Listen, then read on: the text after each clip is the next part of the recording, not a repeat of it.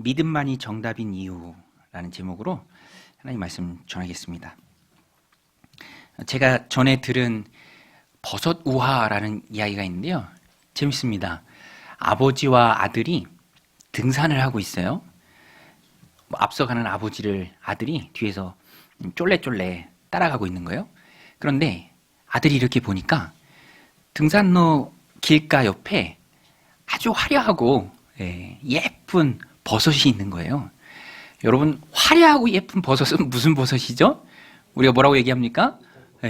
아버지가 그 버섯으로 아들이 가서 만지려고 하니까, 야, 만지지 마. 그거 독버섯이야. 먹으면 죽어. 이렇게 얘기한 거예요. 아들이 깜짝 놀라서 이제 아버지를 따라가는 거죠. 그런데 이 우화입니다. 아버지와 아들이 가고 난 다음에 문제가 생겼어요. 버섯들 사이에서. 독버섯이라고 지명받은 그 버섯이 우울해진 거예요. 얘들아, 내가 독버섯이야? 나 먹으면 죽어? 나 만지면 안 돼? 이렇게 슬퍼하는 거예요. 그때 친구들이 참 좋았던 것 같아요. 친구 버섯들이 위로해 줍니다. 아니야, 네가 왜 독버섯이야? 독버섯이라고 하는 거는 사람들의 기준일 뿐이야. 사람들만 그렇게 얘기하는 거야. 너는 아름답고 예쁜 우리의 소중한 친구야. 이렇게 위로를 했다라는 거예요. 여러분, 이 이야기의 메시지가 무엇입니까? 이 이야기의 메시지가 뭐죠? 다른 사람의 평가가 중요하지 않다라는 거예요. 나의 있는 모습 그대로 하나님 앞에 서는 것, 하나님과의 관계 속에서 나를 해석하고 하나님과의 관계 속에서 내 정체성을 찾는 게 훨씬 중요합니다. 다른 사람의 평가는 그 사람의 평가일 뿐이에요. 독버섯이 왜 독버섯입니까? 사람들 기준일 뿐이죠. 화려하고 예쁘고 아름다운 버섯입니다. 버섯들 사이에서는. 오늘 본문에 보면 사람들 평가, 어떻게 보여질까, 또 내가 얼마나 내 행위를 자랑할까, 그것을 붙잡았던 유대인들이 나옵니다. 반면에 이방인들이 대조적으로 나오는데요. 여러분, 이방인이 누구죠? 우리가 로마서를 보면 그 개념을 확실히 알고 있어야 돼요. 이방인이 누구죠? 이방인이라는 그 말 자체가 유대인들 머릿속에서 나온 거예요. 유대인들 머릿속에서 나온 이방인이라는 이 개념은 유대인 아닌 사람은 다 이방인입니다. 그런데 유대인들은 놓쳤던 하나님 앞에서의 자기의 모습, 그런데 이방인들은 찾았어요. 붙잡았습니다. 믿음과 의라는 말이 참 많이 나오는데 이방인들은 율법의 행위를 붙잡은 것이 아니라 믿음을 붙잡았습니다. 예수 그리스도를 믿는 믿음을 붙잡았기 때문에 율법은 받은 일이 없지만 오히려 의로워졌죠. 오늘 본문에서 바울이 이것을 말합니다. 여러분, 선택이 참 중요해요. 무엇을 붙잡는가? 여러분, 일상생활에서도 선택이 얼마나 중요합니까? 선택 잘못하면 고생하잖아요. 저도 지난주에 아는 목사님이, 존경하는 목사님이 경기도 화성에서 세미나가 있는데 중요한 세미나라 같이 가자라고 한 거예요. 근데 처음에 같이 가기로 했던 분들도 동행을 안 하고 또 금요일은 또 일이 많다 보니까 마음에 좀 부담이 있었습니다. 그래도 같이 가자라고 하니까 따라 나섰어요. 그런데 일단 따라 나섰는데 가면서부터 이제 마음의 부담이 계속 되는 거예요. 그냥 유튜브로도 생중계를 했거든요. 집에서 유튜브로 들을 걸, 이렇게 또 가야 하다니, 이런 마음에 운전하면서 가는 내내 그런 부담이 있었습니다. 여러분, 그런 적 있잖아요?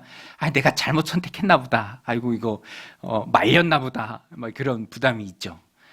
또 끝나고 올 때도 길이 그렇게 막히더라고요. 금요일 오후.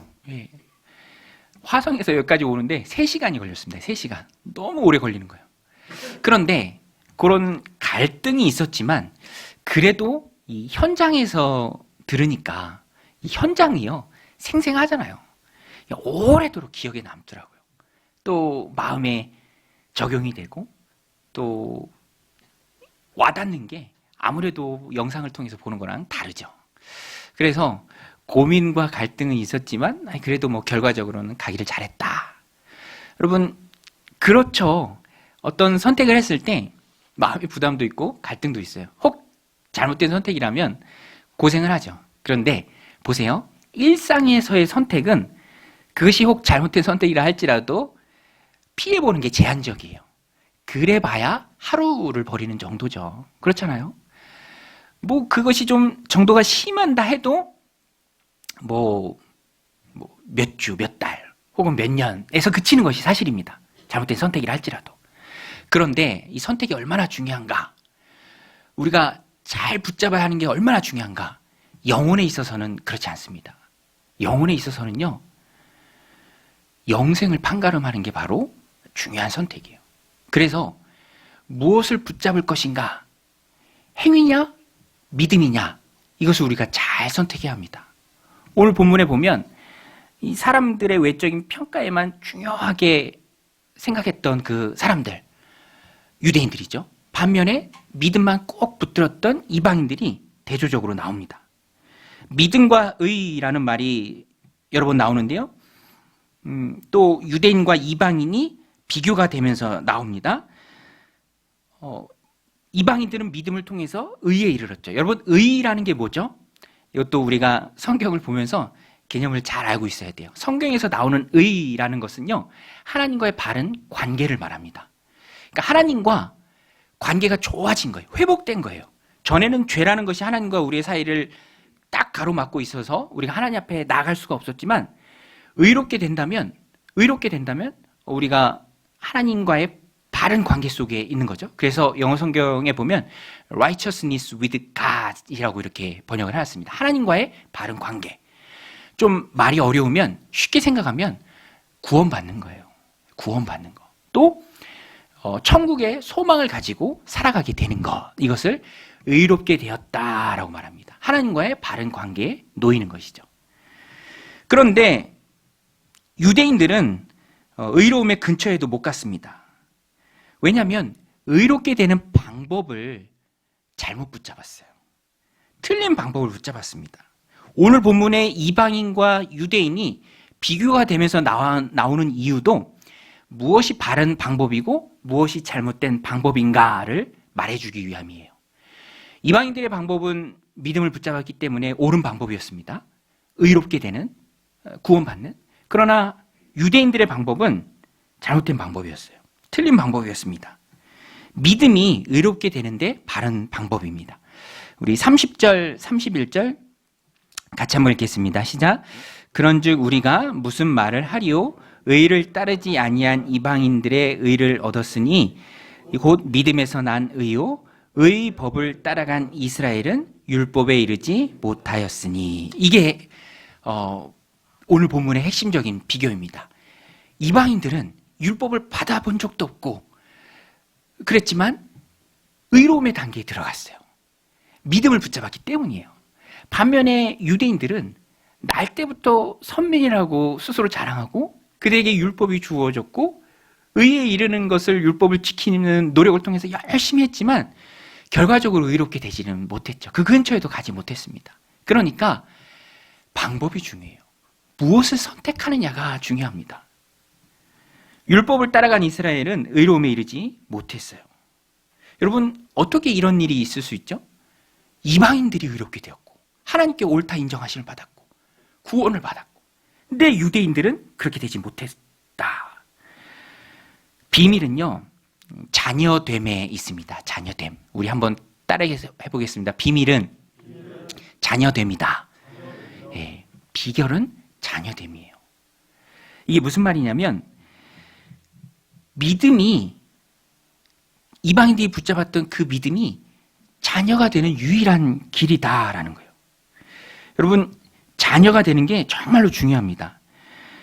아이들이 우리 시골에서 어렸을 때 놀 때, 뭐 지금은 좀 그렇지도 않지만 다 막 이렇게 뭐 학원 다니고 막 그러나 바쁘서 놀 시간도 없지만, 우리도 어렸을 때 얼마나 많이 놀았습니까? 그죠? 예, 많이 노셨죠? 노는 마당도 있고 항상 거기 모이잖아요. 그런데 열심히 놀다 보면 어둑어둑해지면 아이들이 하나 둘 흩어지죠. 다 이제 돌아갑니다. 깜깜해지면. 어디로 돌아가죠? 아이들이? 어디로 돌아갑니까? 집으로 돌아가죠. 어디가 그 아이들의 집이죠? 어디가 그 아이들의 집입니까? 그렇죠. 부모님이 계신 곳이 그 아이들의 집이죠. 이거예요.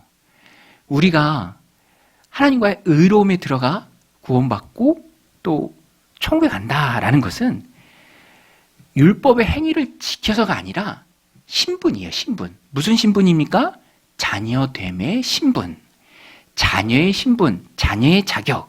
그것으로 아버지 계신 하나님 나라 가는 거예요. 행위는 그 다음이에요. 절대로 신분에 영향을 끼치지 못합니다. 보세요.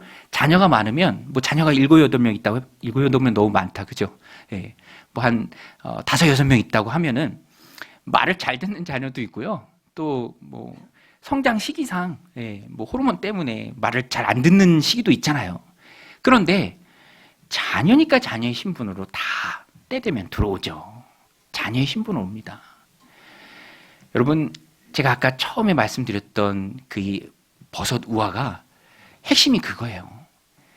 사람들의 평가, 외모, 어떤 시험의 성적, 내가 얼마만큼 뭔가를 이뤘다, 해냈다, 그것하고 하나님 앞에 의롭게 되는 거하고는 아무 상관이 없습니다.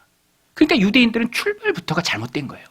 출발이 잘못됐으니 과정도 허무하고 결과도 엉뚱해지는 겁니다. 오늘 본문 보세요. 이방인들은 믿음으로부터 난 의 때문에 하나님 자녀의 신분을 얻었지만 유대인들은 선민이라고 말하지만 정작 예수님은 거부했잖아요. 믿음을 따르기를 거부했습니다. 그러니까 하나님의 자녀가 아닌 거죠. 자녀의 신분은 하나님 나라 가는데 자녀가 아닙니다. 여러분, 그러면 우리가 구원에 있어서 자녀됨이 비결인데 어떻게 우리가 자녀가 됩니까? 우리 요한복음 1장 2절인데요. 같이 한번 읽겠습니다. 시작. 영접하는 자, 곧 그 이름을 믿는 자들에게는 하나님의 자녀가 되는 권세를 주셨으니. 믿는 거예요. 그래서 믿음이 아니면 안 됩니다. 자녀돼야 구원이 이루어지는데 그 자녀는 믿음으로 되는 거예요. 믿음이에요. 믿음이 아닌 이유가 바로 믿음의 길밖에 없기 때문에 그렇습니다. 하나님께서 천하 인간에게 구원받을 만한 이름을 예수님 외에 주신 일이 없어요. 내가 곧 길이요 진리요 생명이니 나로 말미암지 않고는 아버지께로 갈 자가 없느니라. 믿음이 아니면 안 됩니다. 그래서 유대인들은 이것을 잘못 생각한 거예요. 여러분, 믿음이 왜 이렇게 중요합니까? 믿음이요, 핵심이에요. 믿음의 대상은 예수님이고요. 믿음의 내용은 그 예수님이 날 위해 해 주신 일입니다. 믿음의 대상인 되시는 예수님이 날 위해 해주신 일이 무엇입니까? 십자가에서 내 죄값을 치러주셨죠. 말씀드렸죠. 하나님과의 관계를 막는 게 죄예요. 죄의 삭은 사망입니다. 피 흘림이 없은즉 죄사함이 없어요. 그런데 피를 흘려도 죄 없으신 분이 피를 흘려야 돼요. 내 죄를 위해 죄진 내가 죄값을 사할 수는 없습니다. 죄 없으신 하나님이신 예수님만이 유월절 어린 양으로 십자가에 죽으셔야만 했어요. 그리고 그 길을 가셨죠. 그래서 우리가 믿음의 대상인 예수님을 믿고 그 믿음의 내용을 온전히 받아들이고 그리고 그 믿음의 결과가 무엇입니까? 영접하는 자, 곧 그 이름을 믿는 자들에게는 하나님의 자녀가 되는 권세를 주셨으니. 그러니까 믿음이 아니고는 하나님 앞에 갈 자가 없는 거예요.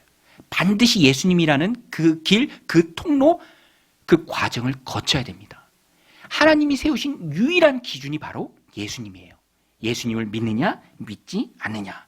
아무리 유대인이라 할지라도, 아무리 스스로 아브라함이 우리의 조상이라 선민이라 자랑하며 말한다 할지라도, 율법의 수백 가지 조항을 스스로 만들어서 지키려고 애를 쓴다 할지라도 그것이 믿음이 아니기 때문에 하나님 앞에서 의로움에 도달할 수가 없습니다.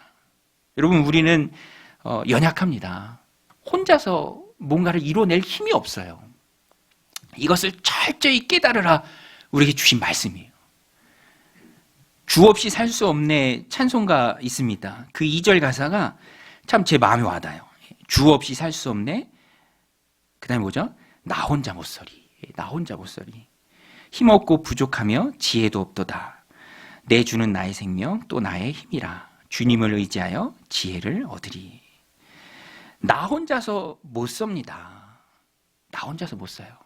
여러분, 우리는 혼자서 설 수 없습니다. 여러분, 동의하십니까?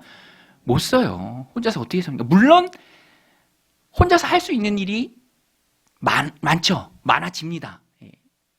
나이가 들수록 더 많아지고 나름 능력이라는 것들이 생기니까 혼자서 할 수 있는 일들이 많아지죠.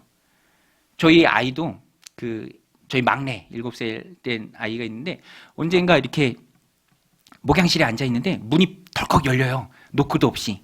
그래서 여기 카페 이용하시는 분 아이가 모르고 열었나 보다 이렇게 했는데 보니까 제 아이예요. 제 아이가 문을 덜컥 열더니 아빠 그러더라고. 그런데 보니까 엄마한테 허락 받고 처음으로 집에서 교회까지 혼자 온 거예요. 야, 너 어떻게 왔냐? 어떻게 오긴 뭘 어떻게 와요? 지상으로 왔죠. 저는 혹시 지하로 왔을까봐 막 걱정했는데 되게 처음이니까 되게 신기해 보이더라고요. 뭐 나이가 더 들수록 혼자 살 수 있는 일들이 많아지겠죠. 어디든 가겠죠. 이루는 일도 많을 것입니다. 그러나 사람이라면 하나님 앞에서 겸손하게 기억해야 돼요. 구원에 있어서는 또 믿음생활, 신앙생활에 있어서는 나 혼자 못 섭니다. 나 혼자 못 써요. 주님을 의지하는 것, 그것이 믿음과 신앙이에요. 여러분, 주님을 의지하는 게 믿음이고 신앙인 줄로 믿습니다. 더 많이 의지하는 거, 더 많이 믿는 거, 더 깊이 매달리는 거, 그거예요. 유대인들은 그게 싫은 거예요. 내 힘이 있는데, 내 의지가 있는데 자기의라고 얘기합니다. 자기의, 내세울 수 있는 거죠. 자랑할 수 있는 거예요. 지켜서 뿌듯하고 못 지킨 사람들을 향해서 비웃을 수 있는 거. 비교하면 우월해지고 혹 못하면 박탈감을 느끼는 거. 자기 만족이고 하나님 앞에 끔찍한 교만입니다. 그 길은 틀린 길이에요. 잘못된 길입니다. 결과를 엉뚱한 곳으로 이끄는 그 길이죠. 예수님께서는 분명히 말씀하셨습니다. 요한복음 14장 6절 예수께서 이르시되 내가 곧 길이요 진리요 생명이니 나로 말미암지 않고는 아버지께로 올 자가 없느니라. 그래서 우리는 예수님만 꼭 붙들어야 합니다. 내가 혼자서 못 써요. 어떤 책에 보니까 이 진리를 이렇게 재밌게 설명했더라고요. 걷는 사람 위에 그런 말 있잖아요. 걷는 사람 위에 누구죠? 걷는 사람 위에 뛰는 사람. 뛰는 사람 위에 나는 사람. 나는 사람 위에 또 하나 더 있대요. 뭐죠? 날뛰는 사람. 나는 사람 위에 날뛰는 사람. 근데 그 위에 하나 더 있습니다. 나는 사람 위에 날뛰는 사람, 날뛰는 사람 위에 날뛰는 사람 뒤에 붙어가는 사람. 붙어가는 사람. 그런데 믿음과 신앙이 이 원리예요. 예수님께 붙어가는 거예요. 내가 하는 게 아닙니다. 예수님이 해놓으신 거예요. 십자가에서 이미 다 이루어 놓으신 거예요. 나는 할 수도 없고 한다고 되지도 않습니다. 애초에 무능해요. 그냥 예수님 꼭 붙들고 붙어가는 거예요. 제가 전에 말씀드렸잖아요. 저희 시골집이 목장하는데 아무리 조심해도 가축 키우다 보니까 파리가 많거든요. 차문 열면 어느샌가 한두 마리 타요. 그러면 그 파리는 어디까지 오는 줄 아세요? 서울까지 옵니다. 그 파리가 서울까지 와요. 파리가 어딘 줄 알고 그 시골에서 서울까지 옵니까? 그냥 타고 오는 거예요. 우리의 믿음과 신앙이 그거예요.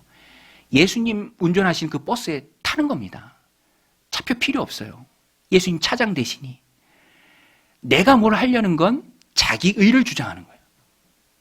그것은 바닷물 퍼마시는 것 같이 갈증을 해결하지 못합니다.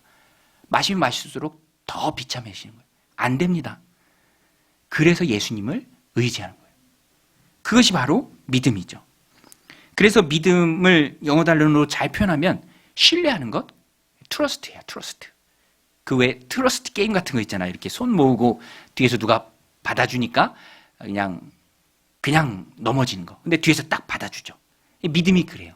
믿음이 예수님을 신뢰하는 거예요. 예수님을 의지하는 거죠. 예수님께 맡기는 겁니다. 그러면 예수님께서 행해 주시죠. 여러분, 우리는요, 구원에 있어서 기억하세요. 자신을 신뢰할 수도 있고요, 예수님을 신뢰할 수도 있습니다. 자신을 신뢰하는 그 특징은 자꾸만 자기 의를 드러내요. 내가 뭘 했다. 자기를 신뢰하는 것이기 때문에, 자기 의이기 때문에 뭔가를 못하면 막 불안해요. 뭔가를 못하면 막 불안해요. 그런데 예수님을 신뢰한다라는 것은 그 마음 가운데 평안함이 있습니다. 어차피 나는 안 되고 예수님이 해주신 것을 내가 믿는 것이니까.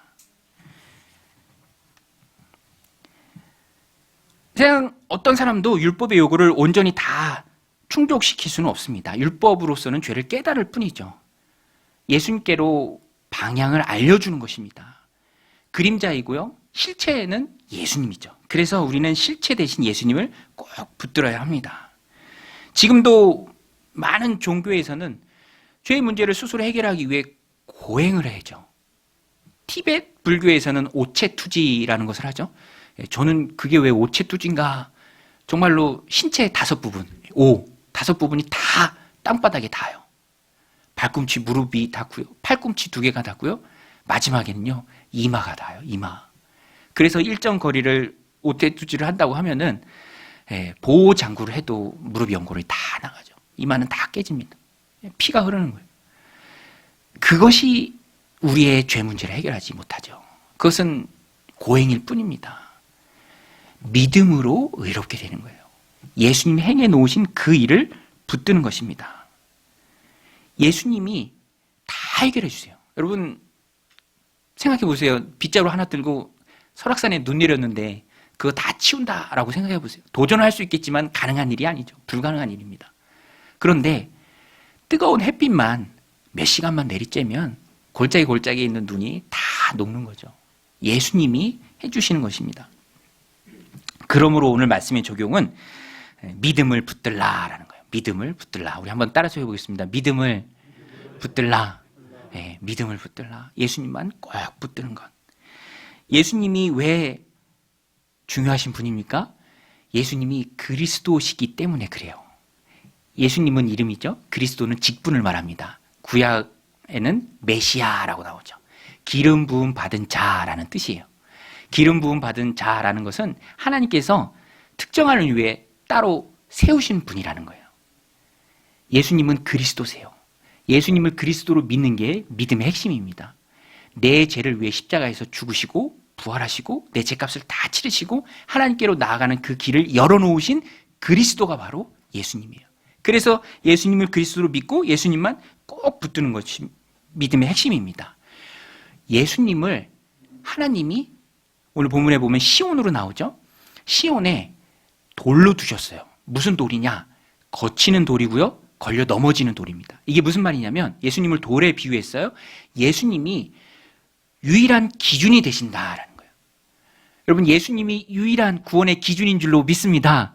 그래서 예수님 앞에서 누구는 어떤 사람은 걸려서 넘어질 수밖에 없어요. 왜냐하면 행위를 붙들고 있으니까. 다른 것 붙들고 있으니까. 고행을 붙들고 있으니까. 다른 종교를 붙들고 있으니까 그 앞에서 기준이 예수님이기 때문에 걸려 넘어질 수밖에 없는 것입니다. 예수님이 기준이세요. 우리 32절, 33절 같이 읽겠습니다. 어찌 그러하냐? 이는 그들이 믿음을 의지하지 않고 행위를 의지함이라. 부딪힐 돌에 부딪혔느니라. 유대인들이에요.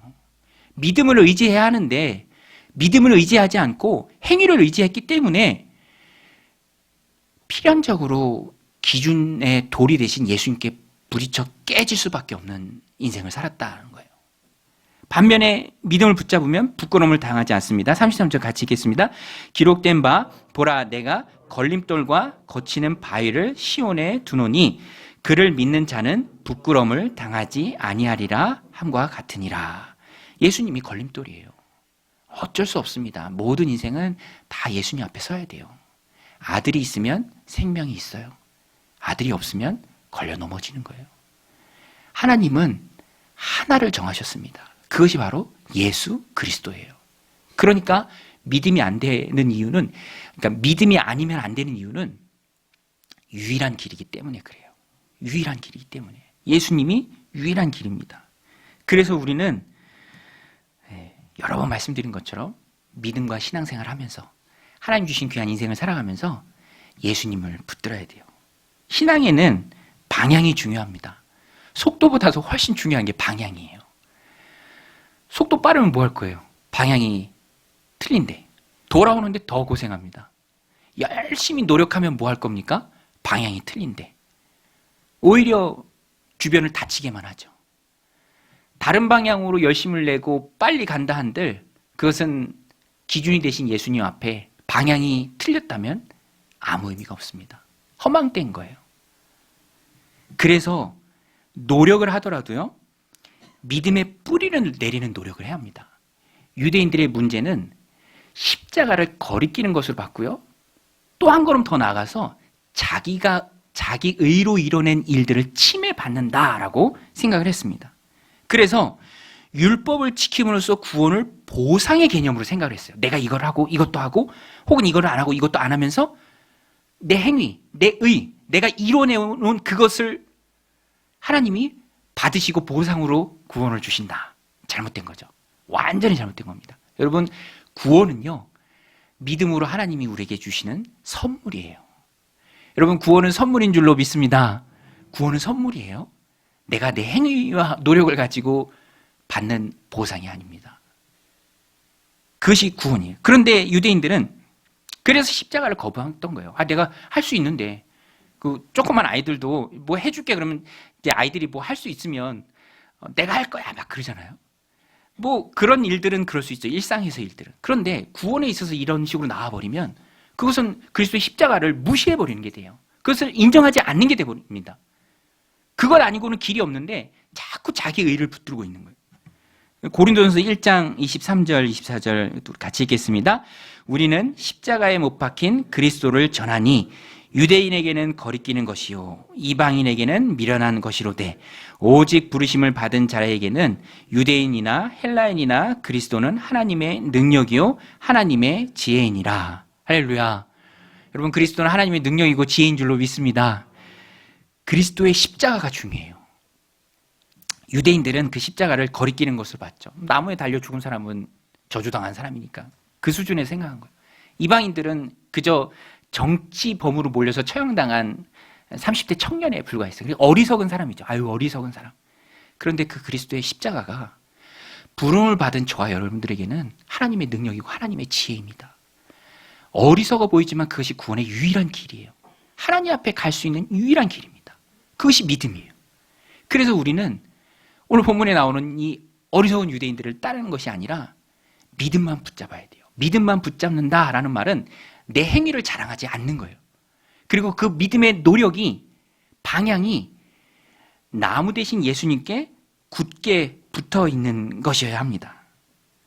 그래서 우리 신앙의 태도를 분명히 해야 돼요. 태도를 분명히 해야 돼요. 유대인들은 그 태도부터가 아예 첫 단추부터가 아예 잘못 끼워진 거예요. 태도가 잘못됐어요. 오늘 우리는요, 그래서 믿음과 신앙의 태도를 분명히 합니다. 그 태도가 무엇입니까? 그 입장이 무엇이죠? 믿음만 붙든다.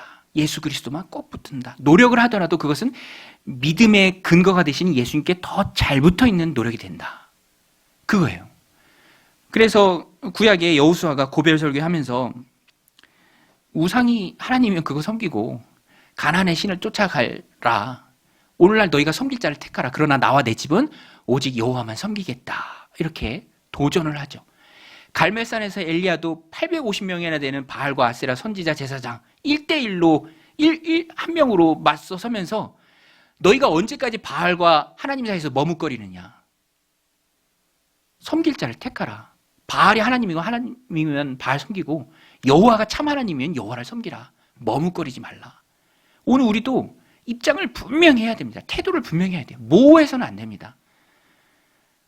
믿음을 꼭 붙들어야죠. 다니엘도 새벽마다 묵상하는 우리 다니엘도 믿음 꼭 붙들었잖아요. 하나님 꼭 붙들었습니다. 그래서 사자굴로 들어가죠. 태도와 결단이 분명한 사람은 어떤 고난이 와도 흔들리지 않고 그 믿음의 길을 힘있게 갈 수 있습니다. 그래서 우리가 예수님만 꼭 붙들려면 마음의 믿음의 태도를 분명히 해야 합니다. 열쇠가 다르면 문을 열 수가 없어요. 그래서 우리가 노력을 하되 그 노력의 바른 방향이 중요한 거예요.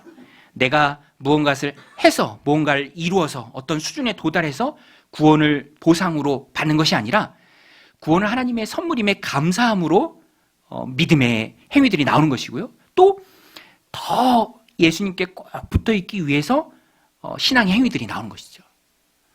기도하고 또 붙들고. 우리는요, 가지입니다. 가지.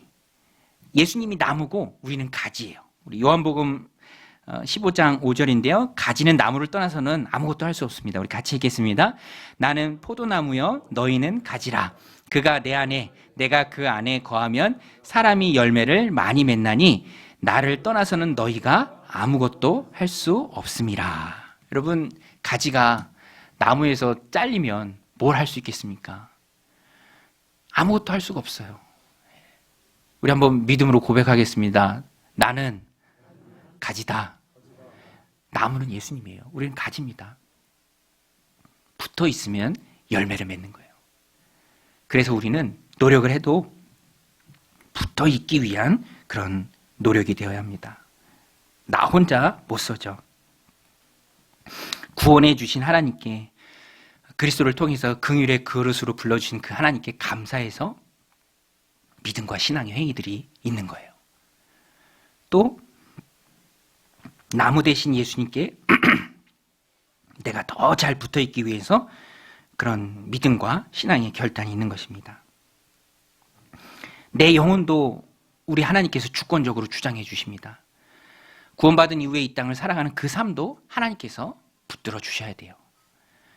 구원도 은혜고요. 이 땅에서 살아가는 그 삶도 은혜여야 합니다. 하나님이 함께해 주시지 않으면 안 돼요. 그러나 하나님이 함께해 주시면 내가 할 수 없는 많은 일들을 이뤄낼 수 있는 거예요. 제가 이번 주에 중앙일보를 보는데 거기에 보니까 대학 순위가 나와요.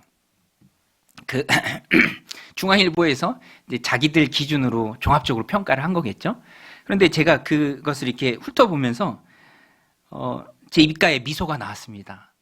이제 개인적으로 좀 신기하고 이제 재미있는 일이 있었어요. 제가 고등학교 때 친한 친구가 셋 있었습니다. 저를 포함해서 3명. 돌이켜보면 뭐 열심히 지금 아이들이 하는 것처럼 그렇게 밤잠 설치면서 공부하지 않았어요. 그리고 저희는 수능도 셋이 같이 이제 봤는데 학교가 똑같아서 즐겁게 봤습니다. 엊그제 수능이었잖아요. 그냥 아무 부담 없이 재밌는 마음으로 그냥 수능을 봤어요. 근데 이제 저는 신학교를 갔죠. 근데 저와 같이 아무 부담 없이 수능 봤던 뭐 그렇게 열심히 하지 않았던 그 친구들은 이제 서울에 있는 뭐 그렇게 좋은 대학은 아니에요. 그런데 막 이제 개방해서 막 다 받는 학교였어요. 근데 거기를 갔습니다. 그런데 제가 이 순위를 보면서 재밌었던 게 이제 그 학교가 신기하게 체계가 바뀌면서 또 이름을 바꾸면서 갑자기 좋아진 거예요. 그래서 그 순위 안에 10위권 안에 그 학교가 이름이 들어갔더라고요. 나랑 같이 재밌게 놀던 아이들인데 이제 거기에 이제 모교가 된 거죠. 참 신기하다. 더 제가 신기했던 게 그 밑에 학교를 보니까 저희 형은 또 저랑 달라서 열심히 공부했습니다. 막 우등생이었어요. 정말 밤잠 자고 공부하고 막 열심히 야간 자율학습하고 그래서 이제 간 학교가 있어요. 그런데 제가 이렇게 보니까 제 친구들이 간 학교 그 학교 밑에 그 학교가 있더라고요. 그렇게 노력을 했는데 물론 그게 전부는 아니지만 그 자체가 약간 좀 재밌게 돌아왔죠. 여러분 우리가 인생을 살아가면서 많이 느끼잖아요. 노력한 것에 비례해서 결과가 주어집니까? 노력한 것에 비해서 결과가 다 주어지나요? 뭐 좋은 대학 들어가서 좋은 인생을 다 삽니까? 좋은 대학이 아니면 그렇게 안 되는 건가요? 그렇지 않죠. 여러분 우리 인생의 주권은 하나님께 있는 줄로 믿습니다. 하나님이 도와주시면, 하나님이 함께 해주시면, 하나님이 길을 열어주시면 그때 길이 열리는 거예요. 하나님의 주권에 달린 것입니다. 그래서 지혜로운 사람은 구원에 있어서도 주님을 의지하는 사람이고요. 하나님 주신 인생을 살아가면서도 내 힘이 아니라 하나님의 힘을 의지하는 사람이에요. 그래서 기도하고, 그래서 엎드리고, 그래서 은혜를 구하는 사람입니다. 여러분, 우리는 정말로 연약해요. 그 2절 가사처럼 나 혼자 못 섭니다. 연약함 투성이죠. 저도 참 사람이 연약하다, 참 내가 연약하다라고 느낀 일이 지난주 토요일에 이제 아는 분들하고 이렇게 식사를 하고 딱 나오다가 그 주차 그 부스 앞에서 아차 싶었어요. 왜냐하면 제가 식사를 하고 주차권을 안 받아온 거예요. 주차권을. 그러니까 그 가격이 2,000원이 딱 찍히더라고요. 2,000원. 근데 제 마음이 덜컹하면서 그 2,000원 앞에 너무 아쉽잖아요. 안 내도 되는 돈이니까 막 머릿속이 막 갑자기 막 하얘지면서 막 생각이 왔다 갔다 다시 갔다 와야 되나 막 그래서 여기 식당을 이용했는데 이 주차권을 못 받았네요. 이렇게 말하니까 그럼 영수증이라도 보여주세요. 그런데 영수증 버려주세요 했죠. 저는 요새 영수증 누가 받습니까? 근데 그분이 이제 그냥 웃으시면서 그럼 그냥 가세요 이러는 거예요. 그냥 가세요. 그러면서 제가 2,000원, 겨우 2,000원이지만, 야, 이게 진짜 큰 호의다. 이런 마음이 드는 거예요. 그리고, 그냥 보내줄 수 있는 그분의 권한이 참 커 보인다. 예, 비록 2,000원이지만, 그냥 가세요 할 수 있는 그분의 권한이죠. 그러면서, 반면에 제가 좀 작아지더라고요. 야, 그 2,000원 앞에, 예, 2,000원 앞에 막, 어쩔 줄 몰라 하고, 당황하고, 예, 다시 갔다 와야 되나 막 이런 생각도 하고, 상대적으로 작아졌다라는 것을 느꼈죠. 여러분, 2,000원 앞에서도 덜컥하기도 하고, 혹 좋아하기도 하고, 그러는 우리가, 우리의 인생 전체를 어떻게 책임질 수 있겠습니까? 우리 자녀들의 인생을 어떻게 책임질 수 있겠어요? 이 공동체를 어떻게 책임질 수 있겠습니까? 내 영혼의 구원을 어떻게 책임질 수 있겠어요? 안 됩니다. 그것은 주님이 책임져 주셔야 돼요. 그래서 하나님 앞에서 바른 신앙생활의 지혜는 주님을 철저히 붙들고 의지하는 것이죠. 우리는 우리를 책임질 능력이 없습니다. 심판주이신 하나님께서 내 안에 믿음을 보시고 내 안에 예수님을 보시고 통과를 외쳐주셔야 돼요. 그것이 그리스도인들의 삶입니다. 내 죄값은 이미 주님께서 다 지불하셨어요. 우리는 갚을 능력이 없습니다. 그래서 성도는 예수님을 의지하는 마음으로 삶의 작은 일에서도 주님을 의지해야 돼요. 기도해야 합니다. 여러분, 예수님이요, 하나님 우편에서, 그 권능의 보좌 우편에서 우리를 위해 기도해 주고 계세요. 지금도 예수님이 하시는 일이 우리를 위해 기도하시는 중보 기도 역할입니다. 그러니 우리는 얼마나 복된 자들입니까? 그러니 우리는 우리를 위해 기도하신 그 예수님의 백을 더 힘써 사용해야죠. 더 예수님을 의지해야 합니다. 우리 로마서 8장 34절인데요. 같이 한번 읽겠습니다. 누가 정죄하리요? 죽으실 뿐 아니라 다시 살아나신 이는 그리스도 예수시니 그는 하나님 우편에 계신 자요 우리를 위하여 간구하시는 자신이라. 여러분, 예수님이 우리를 위해 간구하시는 줄로 믿습니다. 우리는 그 예수님을 믿고 구원도 예수님이고 내 삶을 살아나가는 힘도 주님의 은혜입니다. 시작도 과정도 마지막 결과도 다 은혜예요. 그래서 우리는 예수님만 꼭 붙들고 나아가야 합니다. 오늘 이 말씀 마음에 새기고 삶에서 항상 예수님만, 믿음만 꼭 붙들고 나아가는 믿음의 신실한 종들이 다 되시기를 주님의 이름으로 간절히 축원드립니다.